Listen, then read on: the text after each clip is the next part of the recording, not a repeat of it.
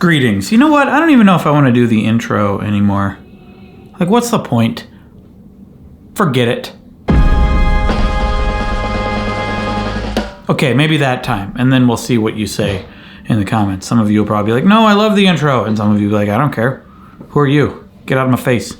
Regardless, hi, how are you? It's the end of the year, the last Wheezy Monday of 2020. What a year, guys. What a year. Did you have a good holiday? Are you excited for New Year's? You know, just because 2020 is ending, it doesn't mean everything else is ending. It's just a arbitrary time we decided to have the year end. The spot in the revolution around the sun where we decided things start and end. It's just random. It could have been anywhere in that orbit. So I don't know what I'm trying to say here, except that it's just a number. Anyway, I wanted to do a video about how I changed in 2020. Not that 2020 was like a major change year for me in my life, although in several ways it was. Aside from the global situation, personal situation, there are ways that, you know, particularly the working out, actually regularly working out now. But as time passes, we always change, and it's good to look back and look at, you know, sometimes I try to avoid being too introspective and being too navel gazing and being too all about myself, even though I have a channel that has my face all over it all the time, and it's really about my own personal journey a lot of the time. I try to just leave it there and not overanalyze. Okay, that's obviously every video I make on here is all about me. Yes, okay, I love me and I talk about me all the time, and we're gonna do it some more. Okay, fine, I admit it. But it's good to look back and assess what you've done, how you've changed, what I don't know why. It just is. And I made a list. I made a list of things that I've done that I think are different. I'm a little different. In some ways I'm a little different. In some ways I'm medium different. I don't know that I'm a lot different in really any way. I don't think. They're listening to, by the way, you can hear in the back, if you can hear in the background, they're listening to Moana soundtrack upstairs. Moana's pretty great, huh? Which one is it? You're Welcome. The one that Maui sings. Dwayne "The Rock" Johnson. Classic. I hope the YouTube bots, what is it? Algorithm? Code something doesn't pick it up so that I am sued and bankrupt, destitute, and that would change. That would be a big change. Speaking of changes, anyway, number one, probably the biggest change of 2020 is I work out now. I work out now. That's it says on the list. I work out now, so I'm saying the as I'm pointing to the. Anywho, I have never really genuinely done a full workout on a regular basis in my life, aside from I did the 7-minute workout for a while. Off and on, I would do that for a while. When I was soon after I did the marathon, I have been a runner for a long time, but the 7-minute workout was the only thing I did, and that's pretty challenging. But this is another level. Now it seems to be like 30 to 45 minutes a day of just the workout part.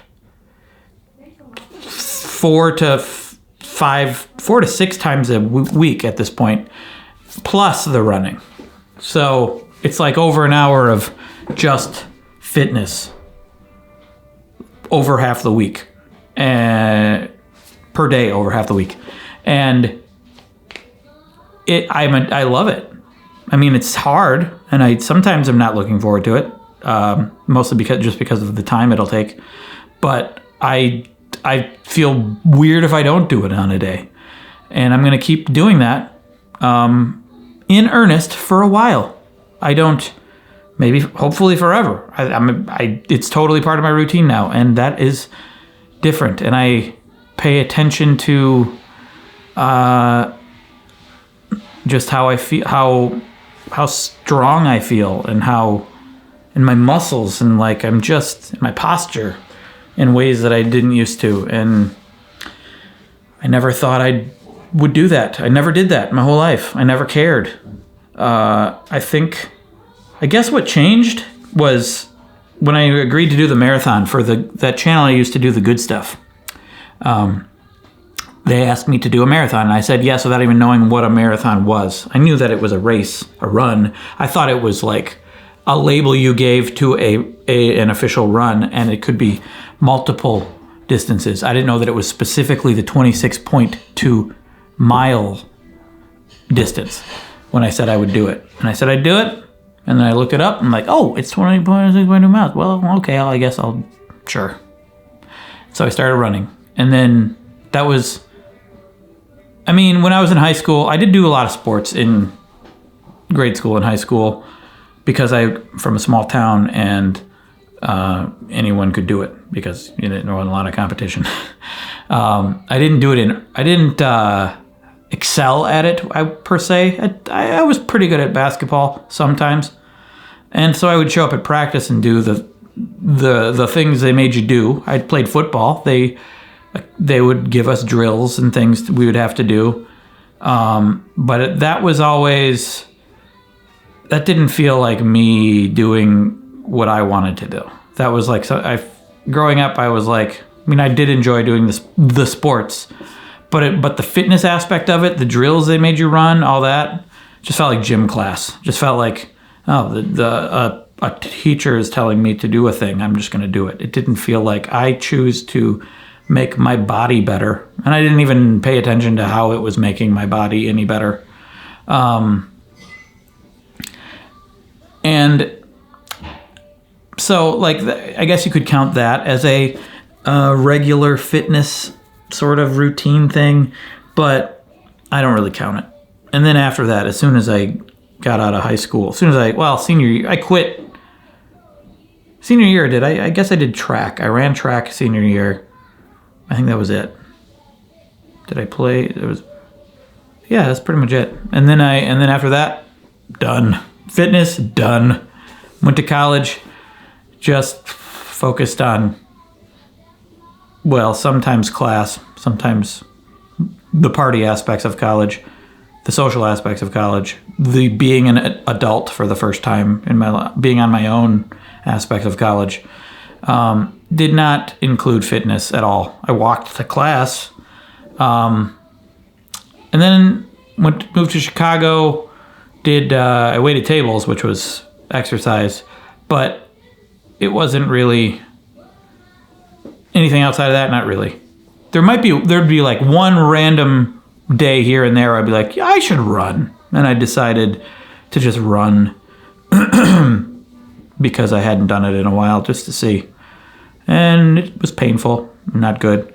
Okay, then eventually I said yes, I would do the marathon when I was, I don't know, how old was I? This was like 3 or 4 years ago, so like 30s, mid-30s. Decided I'd run a marathon, so I did. Then I started running. I lost a bunch of weight. I started running on a regular basis from that point on. I didn't stop. I was addicted to running. Liked it a lot. Okay, then I would go through periods of time where I wouldn't do it. And then I'd go back to it. But, and then I'd do the 7-minute workout sometimes. Right now, the workout, the regular basis workout is the most serious I've ever been about fitness and about my body and my muscles and my whatever. And it feels good. I'm not saying it's like magically transformative necessarily. Like I feel good. I feel stronger. I feel, but I still have, I still get tired. old man tired, whatever it is. I don't know. It's not like it doesn't solve all my problems, but it does. But I feel like it's hard to know how I would feel had I not been doing this. It's such a gradual change. And in general, I do feel a pretty good energy, and I feel like I'm down to do anything. Like, I mean, within reason. Get your mind out of the gutter. I'm down to like, if Ada wants to play outside, I can go play. I always have the energy to do the things people want to do, even though we're stuck at home with each other only for a whole year so far. But if someone wants to do something, I can do it. Go sledding. Go if I need to shovel the snow, rake the leaves, whatever. I don't feel like is kind of gone, and that's great. In the evening, sometimes I get pretty tired because I've ran and worked out, had a hard workout. That's one issue with working out, though. You always kind of feel tired because you're always working out. It's sort of like you're gradually working your way to a new normal. You're like, you work out a lot, you're really tired, and then you work out a lot, you're really tired. You work out, and then but you gradually, incrementally, like your tiredness becomes less. And then when you're not working out, it becomes gradually, you feel more energy and you feel better. But it's sort of an up and down sort of thing because you're working out and getting really tired, and then you feel better on the days you don't work out. Anyway, but the up and down goes up, so that eventually I'll be like, after a hard workout, my energy level will be better than it was back before I worked out and just had at my peak energy when I didn't work out. You know what I'm saying? I think you know what I'm saying. Anyway, it's hard to really tell. I think like a lot of you probably do work out, and I'm just wasting my time explaining this to you. But whenever I do these things, I think I'm speaking to the people who don't do these things, the people who are like past me. I'm always thinking about past me, and I'm trying to remind myself of the things I didn't know back then, and trying to talk to all of you out there who are like past me, who maybe want to work out but have never done it. And I just do these things, and I try to be honest about it and how it feels. Where I just told you my life story about where I came from with my workouts in my life, to just let you know that I'm just a regular dumb person who tries things, and I want to be honest about how they feel, because I wish someone would be that honest with me. You know, like when I was looking into working out, I'm like, but how does it feel? What's it really like to work out? Most of the time, if you Google working out, you get like tutorials about, or like just sort of the cliche info that you would already know about working out. Like, you should work out. Doctors say it's good for you, your heart. You'll live longer. You'll lose weight. But the how does it feel aspect of it is a hard thing to convey. And is it really worth it? And I try to go into these things trying to answer the questions that I wanted answered before I did them. All these things that I'm doing. I tend to avoid the science behind it and the obvious things about it, because there's plenty of information out there about that. I'm trying to give you my truthful, honest experience about all of these things that I would have wanted to know. And working out, ultimately, let me try to answer it as honestly as possible. Ultimately, working out feels pretty good. Like part of it is, I guess I can't really answer the question that well, because it's hard to know how it would feel if I wasn't doing it, because it's such a gradual change. But also, it's not so extremely obvious that it has improved my life. Like I can feel more. I think I can feel more energy. It's improved my sleep a little, and it certainly improved my posture and certain ways that my body looks.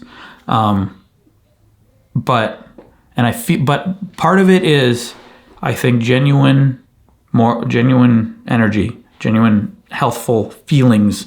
And part of it is just knowing that I've done it.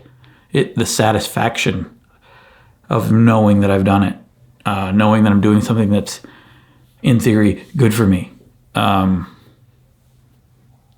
Because everywhere you look, doctors will say, health experts will say that movement and exercise is like the most important thing. My asthma doesn't bother me hardly at all. And also part of it is it's hard to notice the lack of bad. Like it's hard that you're not always thinking about the way things could be worse because they're just not happening. Like my asthma doesn't bother me at all when I'm running, whenever. Occasionally, like I'll have a little tightness in if it's like in an extreme weather change. But mostly like I feel like my lungs have expanded. I just feel like my body gets more oxygen. And that's fantastic. Occasionally there'll be pains in my knee or my shoulder or something that I do stretches to fix. And I feel like those pains are probably were already there. They're just more noticeable because I'm moving more. And then I do things to fix them. They kind of come and go occasionally. And I have the trainer who helps me, shows me stretches. All in all, I'm glad I do it. There's a percentage of it that's just, I'm glad because I'm doing it. Just theoretically, I know it's good for me. And there's a percentage of it that's, this actually makes me feel better. But it's not so extreme that I'm like, you have to do this. This will change your life. Maybe it won't change your life. I don't know. Wow. I'm only on the first thing on the list of how I changed in 2020. That's the big one. There's a big list here that I'm gonna run down pretty quickly now because I babble.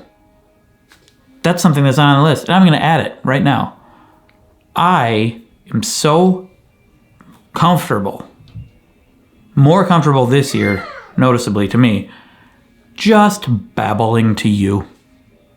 Uncut on video. I'm so comfortable not relying on editing. I'm so comfortable just being honest with the way I slowly meander through a conversation by myself to a camera and not worrying about saying something wrong, being irrelevant, being boring. Because I'm doing these all the time. I'm doing these kind of videos every weekday. I'm doing them for the patrons on Patreon, but I'm also doing them every Monday for you, longer ones for you. And I don't mind it. Like I used to think if I came across a video of someone talking for a half hour, I'd be like, how can you even do that? Like how can there be things coming to your head to say for that long? And then when you do say them, how can you be so confident that they're good things that you're going to keep talking? And now, because I've been doing this for so long, I'm very confident I can focus hard enough to continue to talk about stuff for a while. Whether it's valuable or not is debatable, but I also don't care.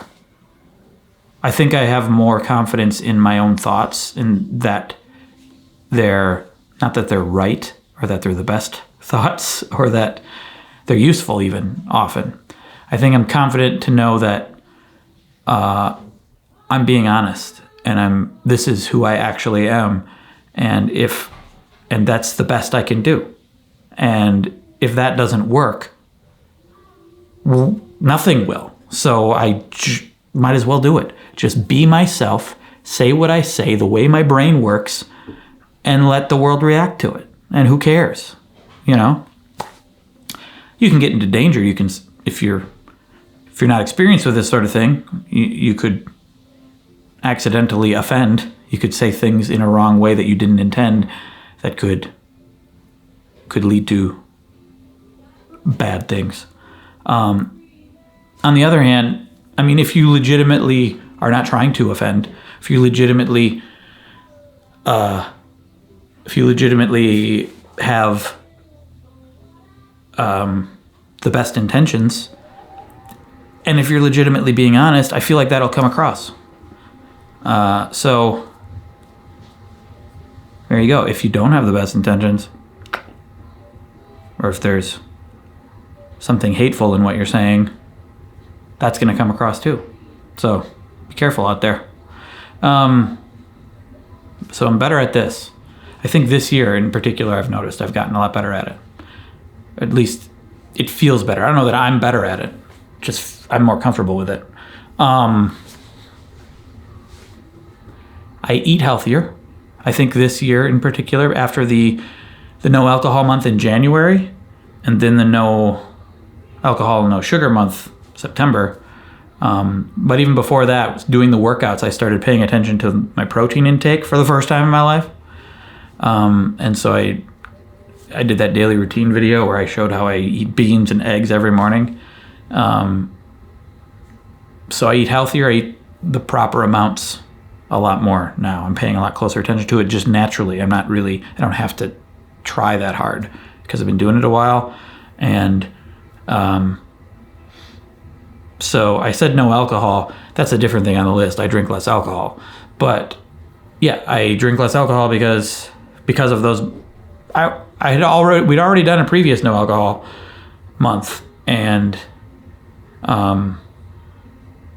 we did the January one, and that led to less alcohol. We had done a previous no alcohol month years before, not for a video, and that also led to no alcohol. It's just gradual, incremental changes. And then September we did no alcohol, and that has led to less alcohol. How many times am I going to say alcohol?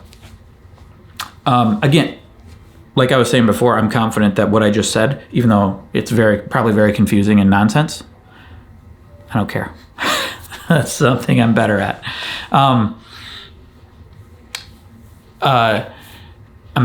It's led to less alcohol. For a while after the September 15th to October 15th or something? Yeah.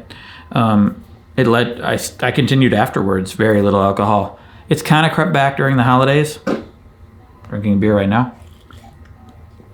But not to the level that was at before. But I am getting a little concerned, so I'm going to take off again this January. Not going to make a video for it this time. Just going to not drink alcohol in January at all. And then maybe, hopefully that'll lead to less or no alcohol for a lot longer. But I just feel like I have a better relationship with it. I'm pretty comfortable. I don't feel like I'm overdoing it. But I do enjoy it still. Like, it's an aspect of life that I like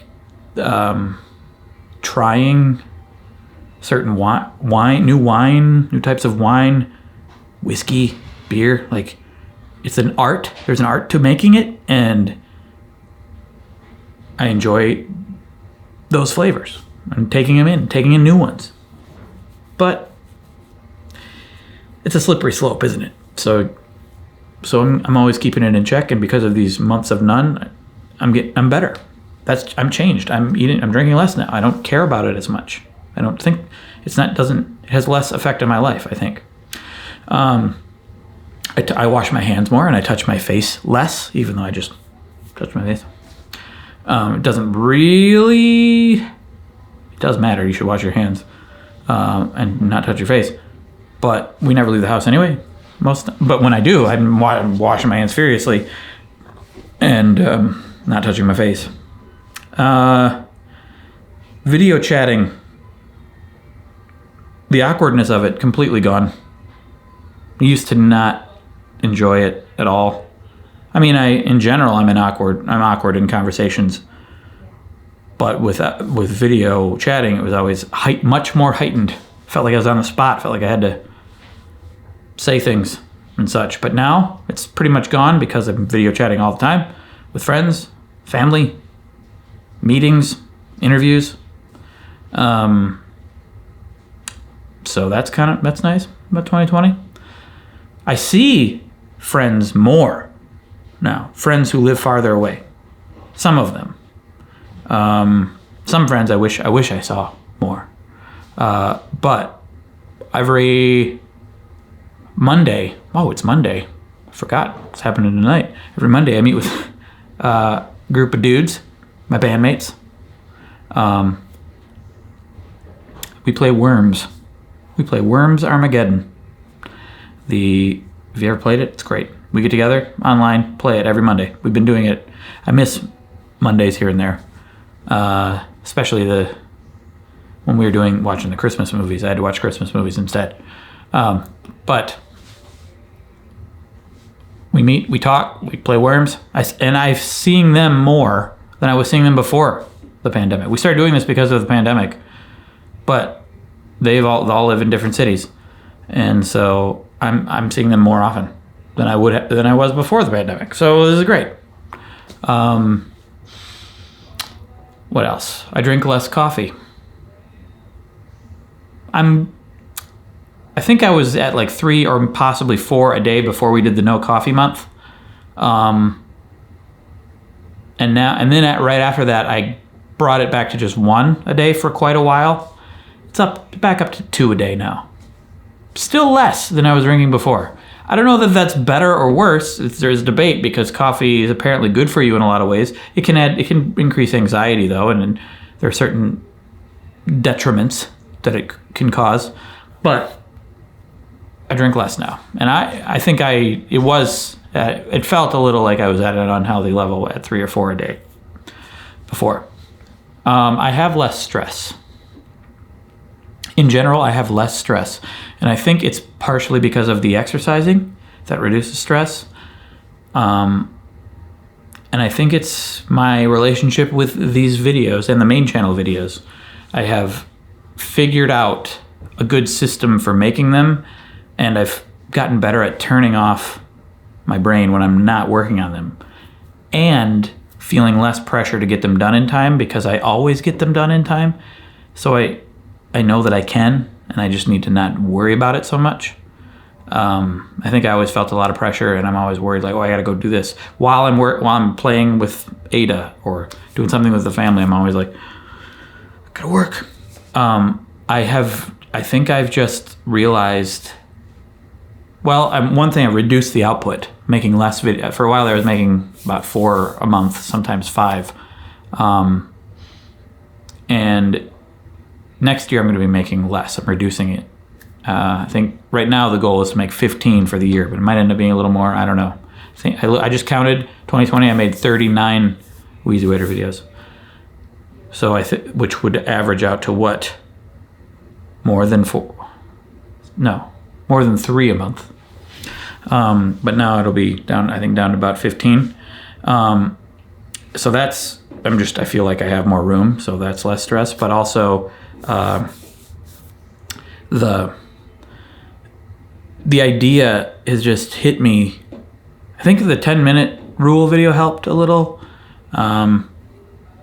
Procrastination video helped a little. Just the stuff I learned for doing that.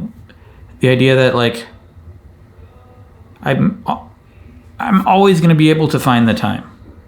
And when I'm not working, just don't work. Don't think about it. Don't worry about it. And like if I'm working and my family's like, we want to go play outside, my Ada wants to play outside, I'm like, okay, I'm able to stop, put it down, turn it off. The idea of time to me is different. Like I know now that I can always find the time. There are things I can do less later to find the time to work on a thing. And no one's telling me what has to happen in a video. So like I might be overworking anyway. I might be working too hard on a thing for quality reasons, even though it doesn't make it any better. Someone had a comment on the procrastination video that really had an effect on me, which was I think that procrastination can be good because there's a couple of procrastination videos. There's one that's why is it good, and there was one that was how to avoid it with the 10-minute rule. But he said, or he or she said that it can be good for you because it causes you to not work too much. Like you could be doing too much unnecessary work anyway if you're working all the time every day. If you have to cram at the end, you figure out naturally how to do it more efficiently. It could lead to problems, but in my case, I think it's only good. So in general, I have less stress, and it's pretty nice. I think I'm sleeping a little better, probably because of the exercise. I still got issues with sleep. That's going to be next year. Going to work on that. I read more.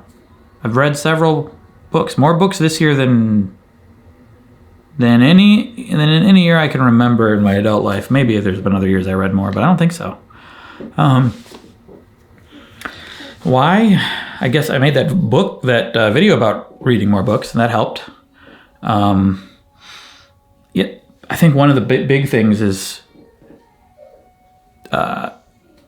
the idea that I said in that book, which is have a book with you everywhere you go. Just like have it there. I don't have it right next to me right now, but just if I have it there, I can grab it rather than grabbing my phone or watching Twitter, or going to Twitter on my computer, or watching something on TV. If I have it there, I just grab it. And there's always a little resistance. There's always like, oh, I don't want to. It feels like there's like more effort involved to like dig into the book, to remember where I was, what happened right before I stopped. But it takes very little time to jump right back into the book, and then you don't want to stop. So if it's right there, you can just do it. I just finished the book Educated. Great book about a woman Tara Westover, who grew up in the middle of nowhere, Idaho, to a survivalist, fundamentalist family she was homeschooled without having an education, a public education, and then she figured out a way to get herself into college and rose from there. But anyway, it's great. It's a great book. And I always enjoy a great book more than any other entertainment. I said that in the book reading video, I think, because if you get into a good book, I love movies. A great movie is so wonderful, but a great book is the best if you can find it. You're not always going to have the great book when you read it. A mediocre book is still great to read, but a great book is the best form of entertainment, I think. With your own definition of what makes a great book. One of the reasons is because it lasts so long. A good video game lasts a while too, but it's just different. I don't feel it as strongly. Well, there are some video games in my life, not in my adult life. Breath of the Wild is like the greatest video game ever made, but I still doesn't compare to the feeling I had reading Educated. Anyway, I use less social media. I don't go to Twitter as often. I still do. Don't get me wrong. Probably too much, but I don't go that often anymore. I don't feel the pull as strongly now, and in fact, sometimes I'm repelled by it. I go to it and I'm like, this feels like effort now. For the first time ever, it actually feels like effort to go to Twitter, a little bit. Sometimes I'm thrown right back in. It depends on what's being talked about, what's happening in the world, but I use it less. That's one reason I read more. And I don't know why. I think it's partly the quitting the social media in September and October. Partially it's just getting sickening. It's starting to feel like repetitive. I mean, it's new stuff. It's where I get most of my news probably too, but it's starting to feel like I already know the narrative, how it's going to play out. Every time something terrible happens, I know how people are going to respond. There's going to be clever takes. And it's starting to feel routine. And once it gets routine, it's not as fun for me. Anyway, I use it less. I can solve a Rubik's Cube now. Awesome. Because of that Rubik's Cube video. And I still occasionally will pick up the Rubik's Cube and solve it again. And it feels good. It just feels good. I like it. Not because of like, ooh, look at me, I can do it. It's actually just mentally satisfying to go through and do it. Just to be like, yeah, oh yeah, this is working. It's kind of like doing a puzzle. It is doing a puzzle, or like, I don't know, yeah, solving a math problem, just building something it's kind of the same feeling of like building something and being proud of it. Like, it's just, I don't know, it just feels good. being able to solve Rubik's Cube occasionally by myself. I'm not like, let's look what I can do. It's not like an ego thing. It's just feels good. And we have a dog. What? Birdie. Her name is Birdie. We got her like less than a week ago. She is sleepy, lazy, good. Like if you compared her to Mitzi, our old dog. Missy's my sister. Mitzi, she's much less feisty. She's much less intense. She's lazier and quieter. She's her own person. Aren't you, Birdie? She's a person also. Did you know that? She's great. She's great, aren't you? Let's talk about surprise ending, right? You didn't see that coming unless it's in the title. I don't know if it'll be in the title. And the final thing is I have a long-term plan that's kind of come into focus more so now than I've had in a while. For one thing, I'm going to plan. I have a plan for 15 videos this next year. I've never had a plan for an amount of videos for a year. I'm going to plan each one. I'm going to plan what's going to be what challenge videos, what everything, and just assign it to a time and a day at the beginning of the year. I'm going to have a full plan of the year for that, which is unlike me. And I have a plan for, I told you my goals in the previous video. I'm going to try to make a short film. I'm writing a script with my friend, and I have a long-term plan to start making movies that is actually starting. That's always been sort of a vague like idea, but now it's actually becoming an actionable plan. So that's changing, and that's exciting. And I think partly that's because of my relationship with time and less stress, and reducing my video load has freed my mind to think about the bigger things rather than finding a routine and trying to make it last as long as possible on the main channel. Just like I think for a while the career goal was sort of like, figure out how to sustain this. You found this amazing thing. Figure out how to sustain it forever. That's not the goal anymore. Now the goal is to find a good relationship with it so that I can do it as well as work towards something like making movies. So that's how I've changed in 2020. How have you changed in 2020? And I think that's it.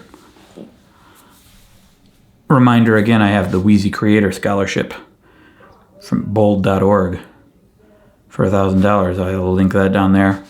And I do these kind of videos every single weekday on Patreon and other stuff on Patreon.